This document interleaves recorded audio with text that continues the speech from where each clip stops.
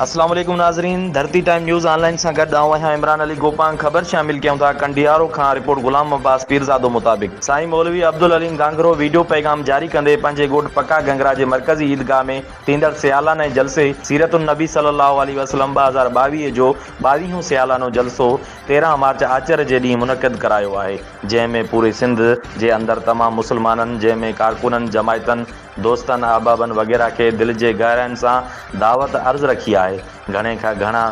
माण्हू हिन दीनी प्रोग्राम में शरीक थियनि, जंहिंमें उलमा इकराम आहिनि। क़ाइदे सिंध हज़रत अल्लामा मौलाना राशिद महमूद सुमरो साहब, हज़रत मौलाना अब्दुल क़यूम हालेजवी साहब, हज़रत मौलाना अब्दुल मुजीब कुरैशी साहब, हज़रत मौलाना मोहम्मद ईसा समू साहब, वधीक साईं मौलवी अब्दुल अलीम गांगरो साहब चयो त इंशाअल्लाह मज़ीद इम्कान थी सघनि था त असांजो मौलाना MNA असद महमूद साहब, जेके क़ाइदे मिलत इस्लामिया हज़रत मौलाना फज़लुर रहमान साहब जन जा साहबज़ादा आहिनि, उन्हनि जा बि अचण जा चिटा इम्कान आहिनि त इंशाअल्लाह ईंदा। संबुरनि आयल दोस्तनि जी ख़िदमत में असांजा जमायती ऐं अहबाब वग़ैरह पिणु हूंदा।